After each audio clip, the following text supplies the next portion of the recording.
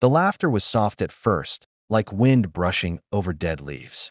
Then sharper, snickers, whispers, the hiss of derision. In the crowded waiting room of the military base visitor center, a woman sat alone.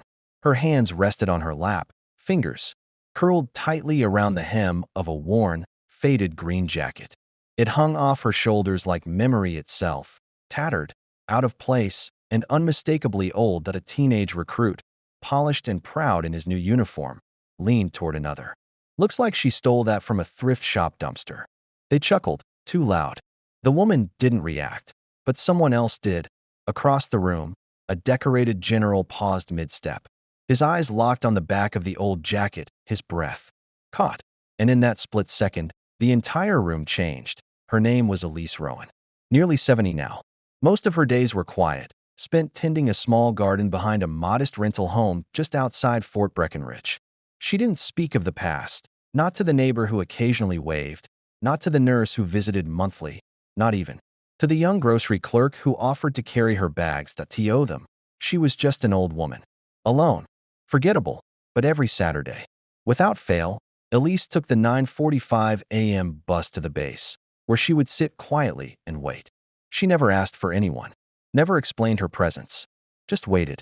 The jacket was always with her, olive drab canvas, frayed seams, a missing button at the collar.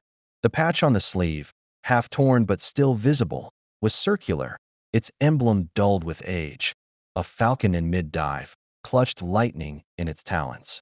Underneath, 3 cryptic letters, O.S.R.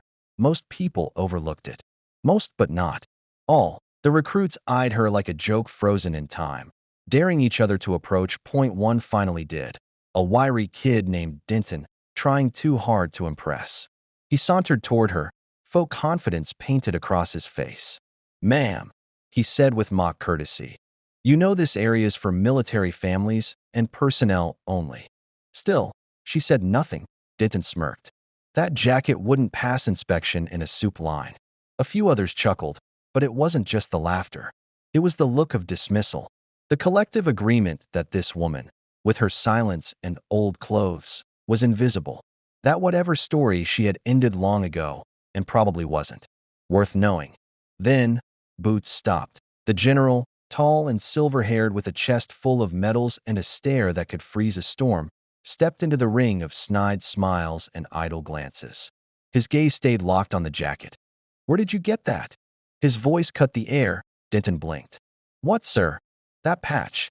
The general's tone had changed. It wasn't anger. It was awe.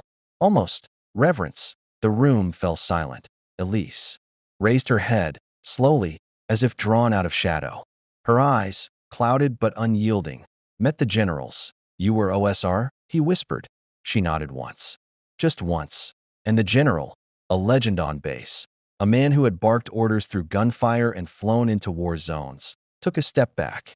"Everyone out," he said, not to her, but to the recruits. His voice held no room for debate. "But sir," Denton stammered. "Now." They scattered. The waiting room emptied in seconds. Elise remained seated, unmoved. The general approached slowly, like a man walking toward a ghost. "They told us you didn't make it out, that the whole OSR unit was lost in 79. Elise spoke, for the first time that anyone there had ever heard. Her voice was soft, like smoke from a dying fire. "We weren't lost. We were buried." The general sat down beside her, not as a superior, as a soldier before a monument. "Operation Silent Raptor," he said, almost to himself. "Covert intel. Deep infiltration. You were the only woman in the unit, weren't you?" Elise's fingers gently tapped the patch. "I made them promise to keep it that way." She told him, quietly, slowly, what she hadn't spoken of in decades. How she'd been inserted into enemy territory without backup. How she delivered classified coordinates that ended a brutal siege. How she was captured, presumed dead, and traded after 14 months in a camp. And how, after all that, her name was wiped from record. For national security. The jacket was all that remained. The general listened, tears pooling silently in eyes. "Hardened by war. Why didn't you come forward?" "I did," she said, smiling faintly. "No one listened. Eventually, I stopped trying." He stood, snapped into attention, and saluted her, not out of duty. Out of debt. You were a ghost in our files. But you're a giant in our history. The next Saturday, Elise returned to the base. But this time, there was no laughter. No smirks. Waiting at the door was a line of recruits in full uniform. At the center, Denton stood tall, holding a bouquet and a folded American flag. His hands trembled. "We didn't know," he said. "We're sorry." Behind them, a framed photograph of her younger self had been mounted on the wall. The plaque read, "Elise Rowan, Operation Silent Raptor. Service without recognition. Valor beyond record." She looked at it, then back at the recruits. Her smile was quiet, but it was real. Some heroes wear medals. Others wear silence. Some carry their stories in books, others in stitches and scars. Elise carried hers on a faded patch that the world forgot. Until one man remembered, if this story moved something in you, don't let it end here. Share it.